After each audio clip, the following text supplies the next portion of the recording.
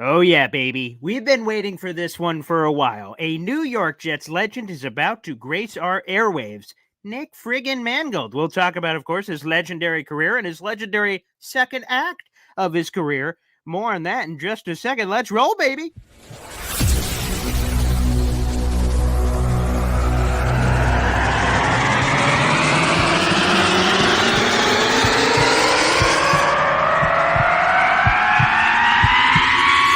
Zoinks! It is unequivocally the Super Bowl for New York Jet fans. Field Yates, baby. Field gosh darn Yates. Let's bring him on the show. Come on, people. Connor Rogers is joining the show. What's up, Connor? But Trevor gosh darn Sycamore, baby. For me, personally, my favorite New York Jet of all time. Wow, it's great to be on. What an intro that was right there. Paul, nobody does an intro like you, man. Paul, you give the best intro of literally any podcast that I've ever seen. I'm gonna lose my gosh darn bananas.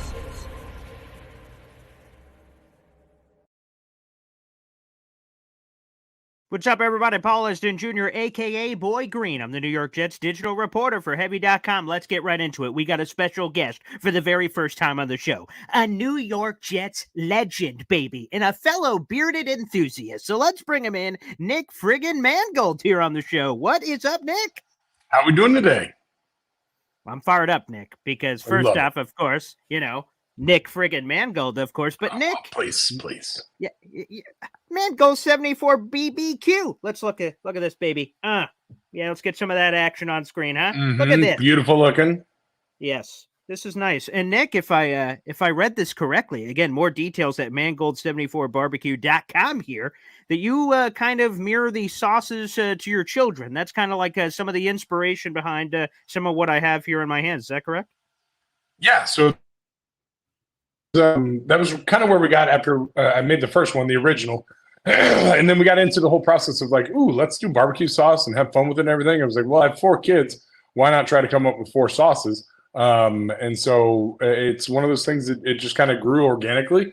And it's a lot of fun. The first 2 are my kids, or my boys. The first one's the original, and the second one is spicy because it's a combination of the original, but then my second boy is he's a goddamn firecracker. I'm sorry, I don't know if we can curse or not, but you can say whatever you want on this show. Yes, he's a firecracker, and so like it's one of those things where it was like that's a perfect fit. And so now coming up with my girls, I got 2 girls, and trying to have my youngest daughter's done, and waiting to roll that out with my other daughter.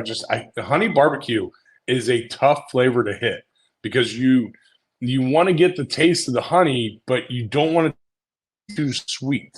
And I think I feel like as a home cook, narrowing down like how to make it, the flavor without the sweetness is very difficult.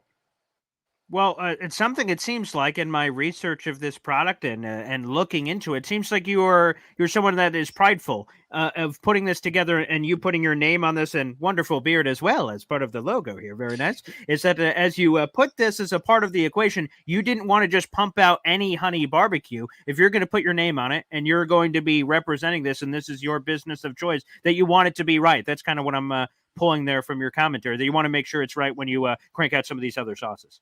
Exactly, and I think that's the thing. The original sauce was that I made that up in my kitchen. That was me being an egotistical maniac. Said that I could make a better sauce than I can buy, and so went into the lab of my kitchen and stuff together and tried to come up with something fantastic. And so that's my recipe. It wasn't some company that came and said, "Hey, put your name on it. We'll sell it." They get it. That's my tried and true notebook, with the handwritten recipe that's in there. And so that's how every one of them goes. And that's why I think the last one is the hardest, because I'm struggling getting it right. And, I think I would like to say it takes a really big man, and luckily I have the size to go with it, to admit when they struggle. It is a struggle to try to nail it down, because you get too much sweet and it ain't right. And it's a tough balance. So how are you trying to, I guess, well, you left the low-hanging fruit, push it over the goal line, so to speak. What is the missing piece? What are you waiting for? Are you testing a lot of different stuff in your kitchen to try to find what exactly is right before you push that out? Exactly. It's the testing and trying to figure out, and the other thing is, my kids, God bless them, they at least enjoy my cooking somewhat. But if I keep pushing barbecue on them every night, they're going to kill me. So we have to go in waves, where it's like, all right, we're doing barbecue tonight, so I can try out a new one. It's not an everyday thing because they would probably kill me. I see. Well, we value your life, and I'm glad you do as well to mix up the Yes. variety in the diet with some of that as well. Again, people can order online right now, mangold74barbecue.com, or even shop locally at select retailers. More of that information is online there as well if you guys would like to. Again, $8.99 a bottle. Throw a little shipping and handling on that. Merch, shirts, long sleeve, hoodie, hat, beanie. I mean, we're all over the place here, Nick. The whole gambit. Yeah, the apron, kitchen towel. Nick, did you think at all, and maybe you didn't because you're an offensive lineman, but I don't want to try to poison your answer, as although I just tried to do that. While you were in the breadth of your career, did you ever think that, maybe with the power of the Jets, the power of your position, that you could have used that to kind of help launch us a little bit? Or was this more so a hobby during the career and then you took the next step after? No, it was definitely a hobby during the career, and it wasn't until I think 2 years after I was out where my partner and I were talking. He was like, "What do you want to do?" And that's when it became, the idea came into reality. I wish I would have thought of it while I was playing. Might have gotten a little bit more pub and press and everything, but we're doing what we can, and it's a lot of fun. And actually, the really exciting part is for the past 2 years. It's been in MetLife Stadium for Jets home games, and I believe we're rolling it back for a third year in a row. There's a barbecue stand in the concourse where you can get a pulled pork sandwich with the barbecue sauce. That's really exciting.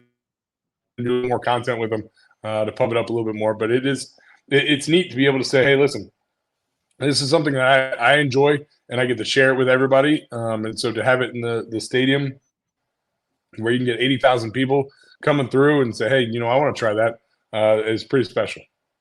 Again, no matter what your flavor, we got a little sweet with a little heat action, or a whole lot of heat with a little sweet. So either way, we cover our bases with the great people out there. Again, mangold74barbecue.com. We'll get to more of that in a little bit. Again, grilling, glazing, dipping, a lot of choices, a lot of options out there for the great people. Let's get into a couple of variety of other Jets topics here, Nick, and we'll sandwich it. We'll do a nice barbecue sandwich and get that back on the back end there. But I don't know if you know this, Nick, but you are the last Jets offensive player to make the Pro Bowl in 2015.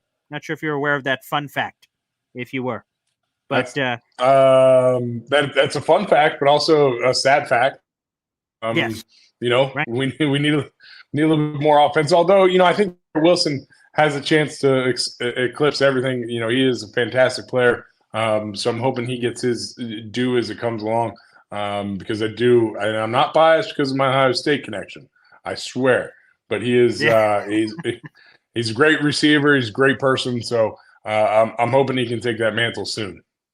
So, yeah, I guess that's where I was going to go. My prediction time was going to be who is the next to break it. I guess Garrett Wilson next year, healthy Aaron Rodgers. That checks off the bucket list? I would hope so. If Aaron stays healthy and is slinging it around, I think Garrett Wilson's going to have a huge year. You already won offensive rookie of the year. That's a big step. So game is already kind of in people's minds a little bit, and then if he can get some of those numbers to go with it, I think his success would be great for the New York Jets. Well, Nick, since you've retired, it's been a little bit of a revolving door at the center position. The Jets have been trying a lot of different things, and I'm going to be honest, as a Jets fan, Nick, we were spoiled. 18 years straight was Kevin Mawai or Nick Mangold. Did you guys have any? I know that he ended, you started, so I guess it was just kind of by nature that happened. But did you guys ever have any conversations after the fact, like, whoa, 18 years, not too shabby? The Jets kind of had the batches, hatched down there, that things were pretty locked down for you and Mawai. Jet fans, again, we were spoiled. I don't think we knew that in the moment. Yeah, it's always interesting the dynamic of what Kevin and I had since he was released before the draft and went to Tennessee. So it wasn't like we ever played together, but that having the continuality, I guess, of us going back to back is very interesting. And I feel like there for a little bit he wasn't really a big fan of. Um, me coming in because he did have quite the legacy here. But I think since then we've gotten past that because again, I didn't cut him; it wasn't my fault. But and so he's been great. And so being able to talk with him a little bit, and it is something special. It's something that we like to have our own little club. John Schmidt, name the center. He's always he's still around. And he was always coming around to practices and everything. It was great to see him. So having that history of the center position with the New York Jets and being a part of it is pretty cool because it's something, it's your own little microcosm of a whole team. And we've had some great ones run through this organization. Yeah, I could understand. That makes sense. When we're looking back in history, there could have been some choppy waters there. But I'm glad after the fact that we step back. It wasn't your fault, for Pete's sake. But that overall, you guys can look back at Church because Jet fans certainly do. And, not to try to force who's the next Nick Mangold? Who's the next Kevin Mawai? But, I think fans are hoping old Tippy there, old Joe Tipman, can be that guy. I know you get to do a lot of work with the Jets, with EA and Bart Scott and everybody on some of the pre-shows and weeks leading up. What's your take on Tippy? Do you think he can help? Again, you guys have set a high bar here. The red carpet's rolled out there, but can he kind of try to carry the torch a little bit here for the future? Yeah, listen, I'm excited for him, and I don't want to put any undue pressure on the kid because, again, I'm not biased, but a Big Ten center is a great person to have in your arsenal. So I think that, Tippmann's doing a great job. He's coming in, and he's got great length. He can bend, he can move well. He's got good strength from everything I've heard. Has a good grasp of football. Intelligence, and so that's always great to hear. And I'm hoping for the best because that is what I've always said. From the moment I think I joined the organization, and throughout the years now. Let's see, that was 2006, so it's 18 years later. Anything I can do to help this organization win a Super Bowl. And obviously I wanted to do it while I was playing, but now out. And not having a hand on the field, but anything I can do to help the organization win the Super Bowl because it's something that would mean a ton to me, and I wish could have done it playing. So the fact that hearing good things come in, and if there ever is an opportunity to help out there, I'll gladly take it because it's something. I mean, and listen. My son just turned 13, and born Super Bowl Sunday in 2011, which you might recall we had just lost to the Indianapolis Colts, I believe. Or no, Pittsburgh. Pittsburgh was the second one. Yeah. Pittsburgh. And they were playing Green Bay, and I sat there with my son in the hospital watching that Super Bowl. And now 13 years later, we have yet to have a playoff game. Yeah. So he was born into this life, and he's had 13 years now of no playoff experience. So I feel that pain as a fan. Obviously I went through it as a player, but as a fan as well, watching my son go through it, this team, Super Bowl, and again, whatever we can do to get there, that would be huge.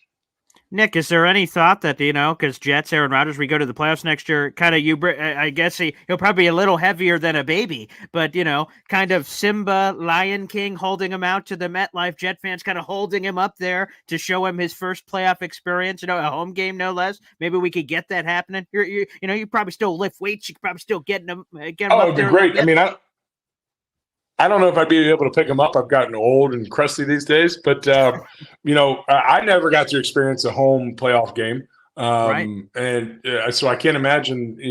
I think we got close in 2009 when we were playing the Bengals that last game to get into the playoffs. And that kind of had the feeling of a playoff game because it was a win or not, and it was home game at the end there. Yeah. And so that was electric. That was at the old stadium. And so it was to be able to have a home playoff experience. It's got to be wild. Like, I would love it. And Nick, so of course, we got you in the Ring of Honor. Thank goodness, about damn time, as far as I'm concerned. So we get you in the Ring of Honor. That's a notch on the belt. You ever think about the Pro Football Hall of Fame there, sir? No, I don't, because I have no control over it. And so that's something that, really, I've been on the ballot in the beginning. I've been one of the people that's been thought about to get to the semifinals. And so that alone is pretty cool, because you never, like, I didn't go into football being like, I want to be a Hall of Fame player. Like, I want to play football because it was fun and my friends were doing it. And, so to be able to play long enough and do well to even just to be in the Jets Ring of Honor is something that is unbelievable. So the NFL Hall of Fame would just be would be amazing. But I'm not holding my breath. Those people that vote on that. I was kind of part of the lost decade, coming in 2006 and ending in 2016. So you don't have those accolades of the all-decade teams and stuff like that. But it is, and centers don't have stats, like, tough. But it's something I don't lose sleep over, because early on in my life I was told, you worry about things that you can control, and things you can't control you don't worry about. I can't control that anymore. I played on the field, did the best that I can to try to win. And so at this point, you just sit there, and everyone, when it comes out in the fall that, you're on the list of people that they're considering to move on to the next level, it's pretty neat because you see some of the names that are on there, and some amazing players, so included in that group. I know it's cliche, but it's nice just to be nominated. But it's still pretty cool because you look at the guys' names that are on that list and you're like, wow, those are some amazing players, which is awesome. Nick, let me ask you, you got to spend your entire career with the Jets. Not many people get to spend them all with one organization. I know it ended in you getting released. Was there ever a chance that you were playing for another team, or you knew that was it? It was Jets or nothing? No, there was a chance. I was when I was released, when I was fired, released, cut, however you want to call it. That was in February, and I was still injured, from the previous season. And so I was still doing rehab, and I was going through, and it was kind of that abstract of, I'm a football player. That's what I do. I want to go play football. And so I was, looking at all my avenues and everything, and I was getting close. The injury was up and getting better and getting better. And as we got closer and closer to the actual opportunity, I had one opportunity from a team, and it kind of came down to, am I 100% healthy? Would I be the best that I could be? Do I want to leave my family to go pursue this opportunity? Do I want to have another team under my name, or do I want to keep being with Jets? And there was a lot of factors that came in with not signing, and I'm kind of, obviously the check would have been nice. Like you could all use a couple of checks. But yeah. I think in hindsight, I'm pretty happy that I didn't, because it is something that I take a lot of pride in, that I played for the Jets. I played for one team in 11 years, and I feel like, that's something special. And so I'm glad I was able to do that, especially with my brother DeBrickshaw Ferguson doing the same thing, only, playing for one team, coming in together. And nice if we could have gone out together, but, fate doesn't always work out that way. But that is something that I do. There was part of the thought process of whether or not I want to really pursue another opportunity. Was I have one team, and I think I want to stick with that one team. And that was something special that I now, especially with my kids, they either Ohio State gear, they got New York Jets gear, and that's pretty exciting. Hey, just curious, who was the team? Oh, I'm not going to get into that. You never know. Then there's all the theories and everything. But there was a couple. There was a couple that reached out that August, as well. They were like, "Hey, we're kicking the tires, just seeing if you want to. But at that point, it was just I had made my mind, and I was pretty happy about it. All right, Nick, I don't want to get, just quote, one of the great Christmas movies, Scrooge, Niagara Falls here. But I want to bring up this story, Nick, that the Jets surprised you at the team facilities, the Ring of Honor banner that's hanging there right now. You got emotional. I got emotional watching. I'm going to be honest. I rewatched it ahead of this interview. And if you don't mind, I want to play a clip from that surprise, and I want to get your thoughts about something. So here you go, everybody. Here is Nick Mangold being surprised and speaking to everybody that was there. Here we go. I love this organization. I love being up here in this area with our fans, our people, and really, I truly said when I retired that I will do anything I can to help this organization win a Super Bowl. And I mean that, and that's because I want that for this organization, for the Johnsons, for every player that's ever come through here. And unfortunately, I wasn't able to do it as a player. So, I'm still here fighting for it. But this is, it's remarkable. So. That still gets me, Nick. I can only imagine it gets you. What did you mean by that? You referenced that earlier in this interview, that you of course you wanted to do it as a player to give a championship to the team that drafted you. But you said even now, like this is post-career when this happened and you get in the Ring of Honor, you want to do everything you can to help the team still get that Lombardi. What did you mean by that? Really, it's my door's open. We stayed here in New Jersey. We never left. And we ended up moving closer to the facility after I retired because of my kid's school.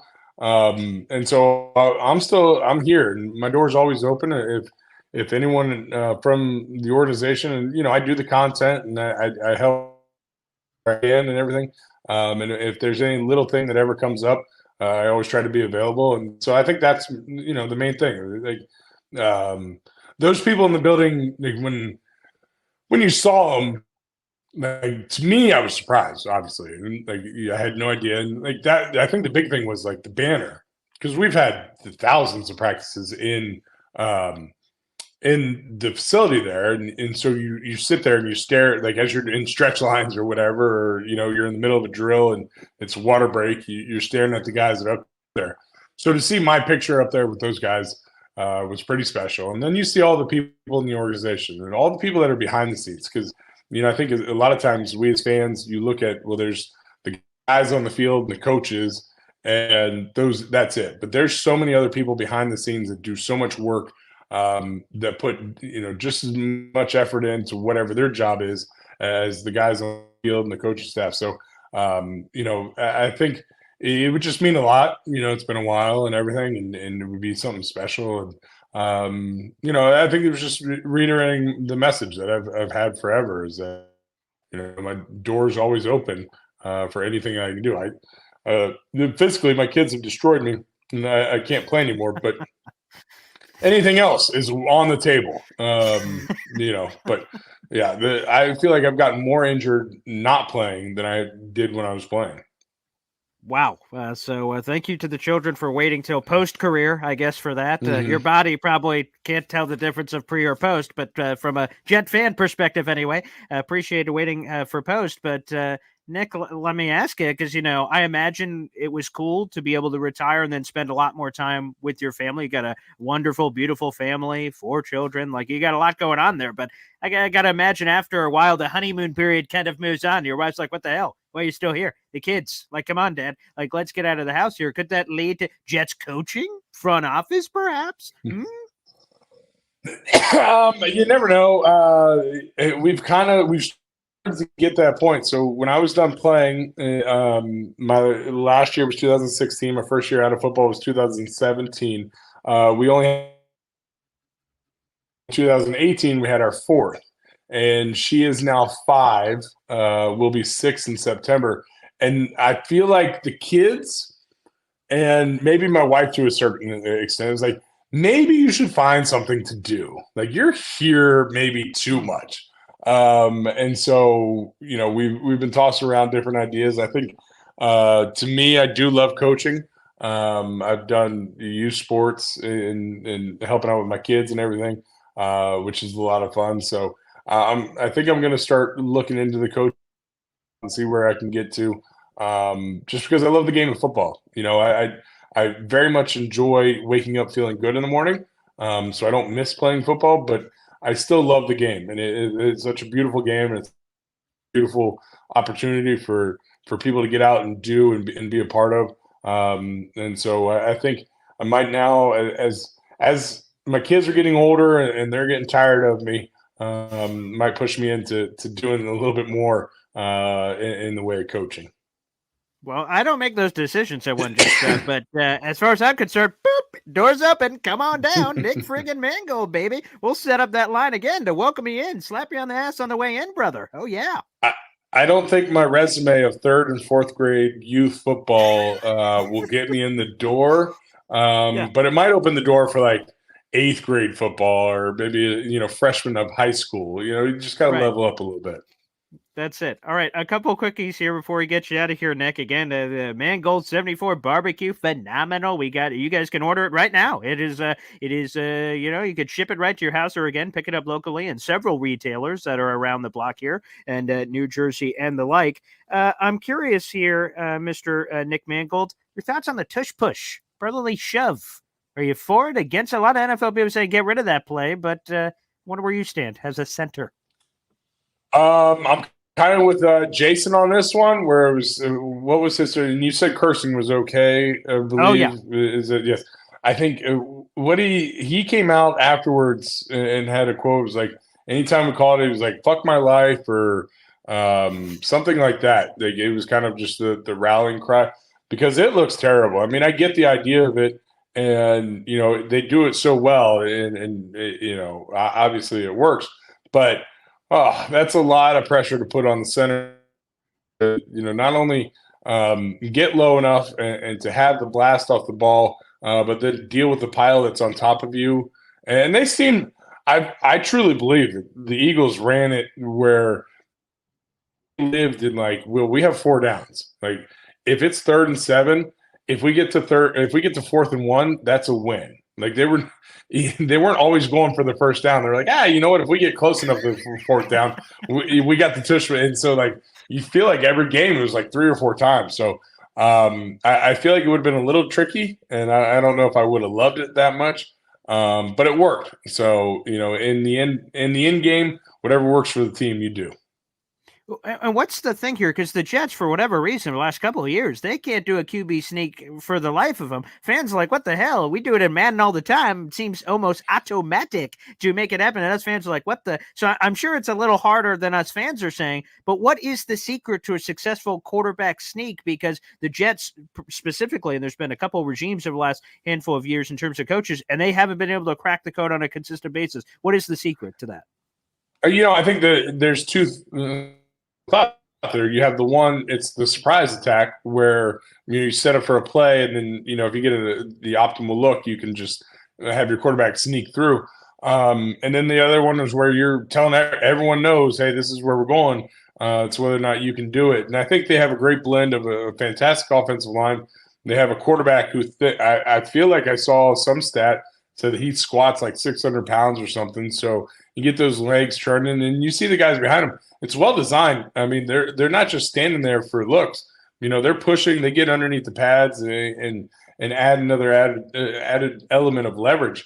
So it's something that they definitely thought out. And so I'm more of a school of thought. You hit them with the high side of it, where you line up some play, and if you can get a good look, you take that. Otherwise, you run the play, because let's be honest. I mean, you practice plays 1,000 times in August, and you practice quarterback sneak in August, 0.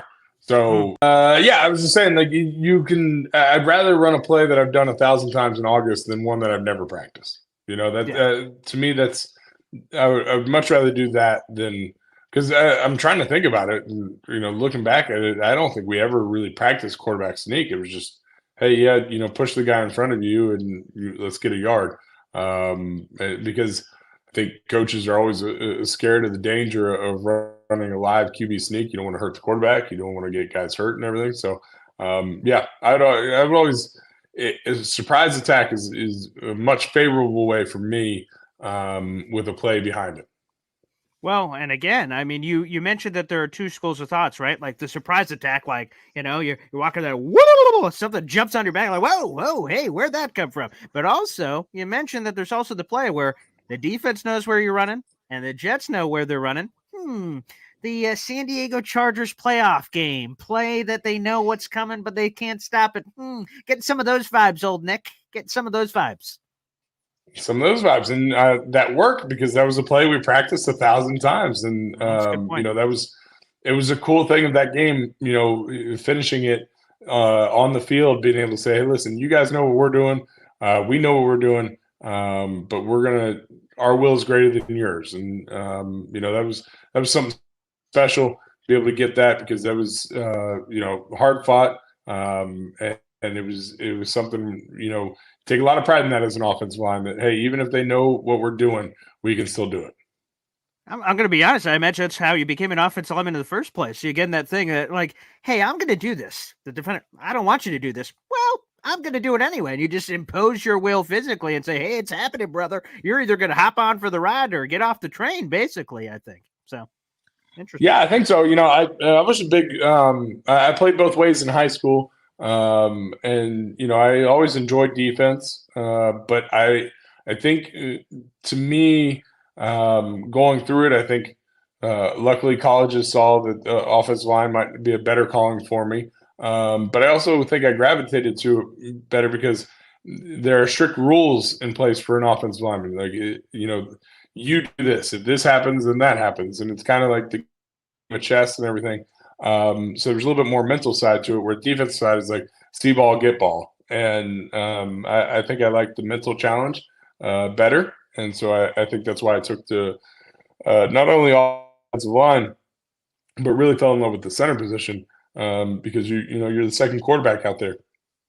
You get to be making calls. You get to be looking at things, changing things up. It really is a lot of fun for someone that likes the chess game that is inside a football game. And we just talked about that Chargers game. Again, only a couple more before we get you out of here. In 2009 and 2010, and Nick, you know the stat by heart. The entire Jets offensive line played 32 consecutive games in those back-to-back seasons. And last year, for context, that's always important, the Jets used 13 different starting offensive line combinations in 17 games. Did you guys realize in the moment while that's happening? I don't know if there was a certain game that stands out where in the middle of the streak, holy friggin' crap, guys, what the hell? We just completed 32 in a row. And again, I mentioned the Jets used 13 different combinations just this past season. Did you guys realize how special that was in the moment? Or was that something years back later you look back, well, that happened? No, in the moment, I don't think you know.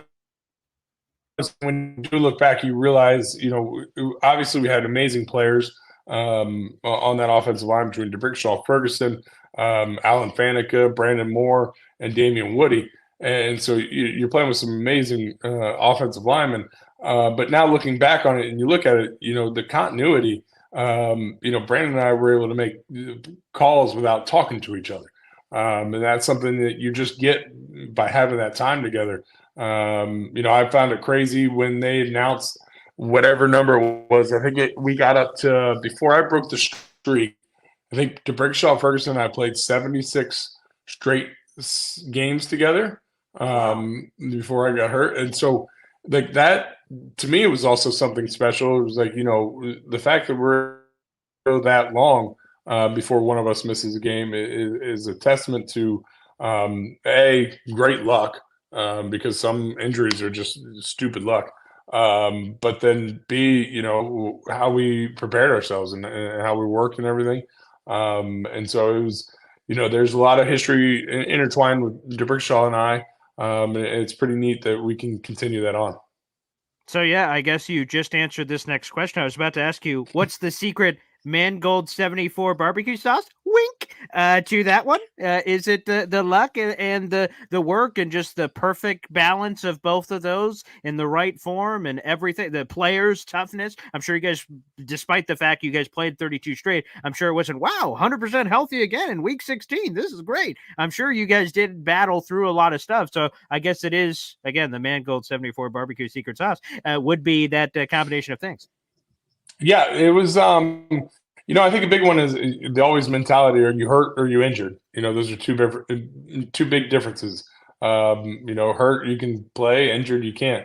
But then at the same time, it was when Alan Faneca came in 2008, and long stretch at Pittsburgh. I think he was going into year 11 when he came to us. I want to say, and watching him and what he did, because that was year 3 for me.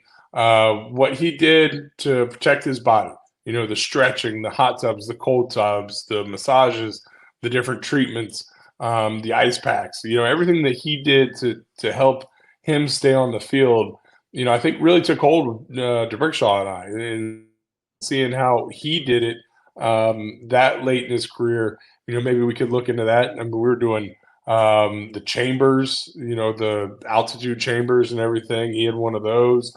All the different little gizmos and gadgets and everything to try to keep you, healthy. And that was, I think, a big part that also played into it was just, the fact that, hey, he's doing it year 11. At year 3, I think we can handle it. Let's be honest with ourselves. And so that was a big help, especially for me personally. Seeing him and kind of having my hand held by him and showing me the way. And we were very fortunate because, again, luck plays a big part in it, that you don't, have somebody fall on you or something like that. But, at the same time, there was a lot of work that went into it, the lifting, the stretching, the running and all that. It was a big part of why we were able to stay together so long. Well, Nick, I have to admit this. I wasn't going to tell you this initially. I had the note on the sheet just in case, but I have a Nick Mangold jersey. That's not the embarrassing part. That's I appreciate that. Mm-hmm. It just took me, I'm going to be honest. I've been a Jet fan for 1,000 years, so I get a few silver whiskers in the fellow beard here, but I didn't get it till 2 years ago. Yeah. See, I'm getting them on the side first, and then they're kind of working their way down south. I know, right? They come in for some reason. They're coming in on the sides a little bit. I'm pre-Santa Claus. Some people are pre-diabetic. I'm pre-Santa Claus.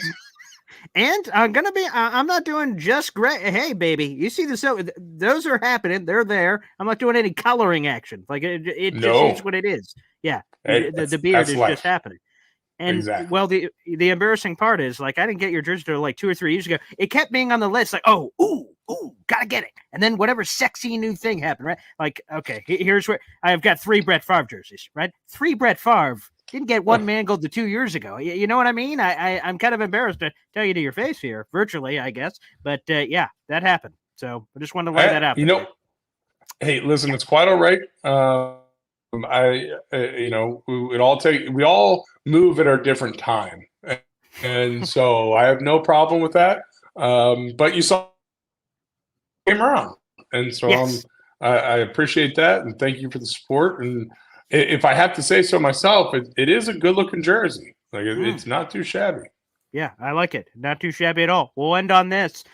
Super Bowl prediction. We got the Super Bowl Sunday coming up. We got 49ers Chiefs. Who got a stake in the game? Who you got? I don't have stake in the game. I'm torn. I'm going back and forth. New Jersey opened their sports gambling online years ago, yes. and I really, after I got done playing, I was like a deer in the headlights. Just born. I could barely walk. I had no idea about sports gambling. I didn't know overs, unders, spreads. Right. I didn't get any of that. I honest to God, I had no idea. But since the online gambling and being able to get into it, I've had a lot of fun with it. I've learned a lot more, and I stink. I do know that. I'm not a good gambler.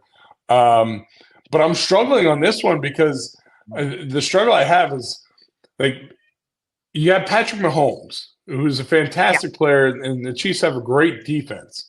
And they don't really have – they have Kelsey, but otherwise, weapon-wise, they don't have much. But it's Patrick Mahomes. But then you look at the 49ers, great defense, and you list off their weapons, You're like, wow, the 49ers.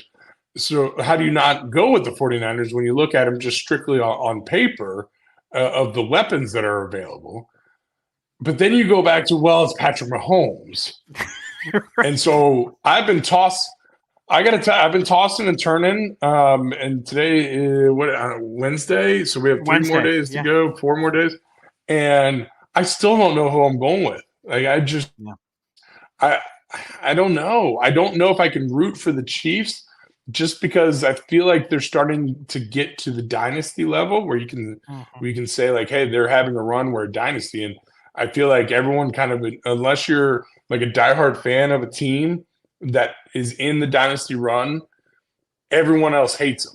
Like, I think when the Patriots started out, and this is probably not a great analogy for a Jets podcast, but when the Patriots started out, you have this young Tom Brady and Bill Belichick. You know, he had success with the Giants, but otherwise his head coach hadn't been doing great. And they go on this run. You're like, oh, this is really cool. And then after a while, they get to dynasty level, and you're like, yeah, no, wait, screw those guys. Like we've had, like, give us somebody else. We want somebody else. Now I know Jets fans were saying from the get go, like, nah, we can do with somebody else. Like, please. But so now, without being in the division and having no true hatred to the Chiefs, but seeing this dynasty starting to brew and build, I'm like, I don't know. I don't know if I want to see that. And so maybe it would be great. And then there's storyline that McCaffrey would be the first. There was something about him and his dad being Super Bowl winners for the San. Yes. There was some stat about that. I thought that was really cool. Cool. Yeah. And so I don't know. There's a lot of storylines. It's just I feel like my pick is going to come in. I mean, if the kickoff I think is like 6:15 Eastern time, something like that. Yep. I think I'm going to put my pick in at like 6:13. I respect it, and it won't be because I'm looking at like who's not dressing or was there a late scratch or something like that. It's literally just going to be I can't decide because I don't know. Like, I feel like the spread was sitting at 2.5. I want to say, which Vegas is a little weird. Scary. Yeah. They're scary good, but I would. Yeah. And obviously, I don't put myself on a Vegas level, but I really feel like it's quite the pick 'em, because of the great talent that is Patrick Mahomes. Well, hopefully it plays out that way. We've been very lucky to get a lot of competitive Super Bowls over the last batch of years. So hopefully, to your point, the waffling nature, same as me, as I'm going back and forth. I'm like, F1 Christian McCaffrey, Patrick Mahomes. No. Patrick Mahomes. So I'm having the same conversation. Right. It's the same thing over and over. Yeah. But then that whole dynasty thing, I don't want a dynasty. Like, I lived through a dynasty, and that stunk. Yeah. So maybe we shouldn't have a dynasty. So maybe I want the 49ers to win. I don't know. I might even just let one of my kids pick, be like, hey, tell me who I'm rooting for today. Smart. But if I ask my daughters, they're going to pick the Chiefs because of Taylor Swift. Taylor Swift, of course. Yes. Yeah. My son will probably tell me that I'm cheering for like the Red Bulls because he doesn't know what's going on. And then my oldest son will be like, well, we're cheering for the Jets. I'm like, well, they're not playing. He's like, well, then I'm not watching. So it'll be an interesting Sunday. That's strong. Well, let's finish off with this, and I have it right here again. Mangold 74 BBQ, and I can't advocate it for enough. For all the fans, you have a lot of fans, Nick, from your playing career, and rightfully so, for a wonderful career with the Jets.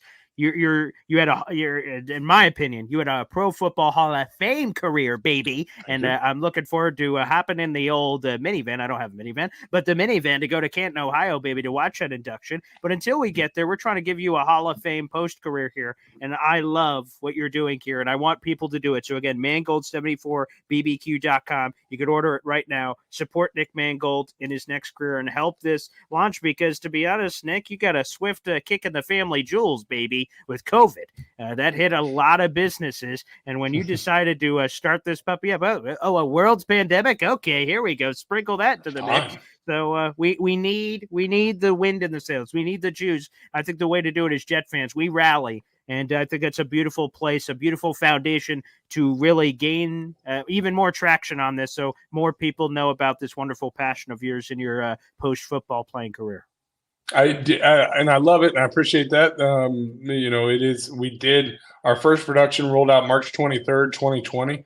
Not great when you're trying to sell barbecue sauce and you can't see anybody to let them taste it.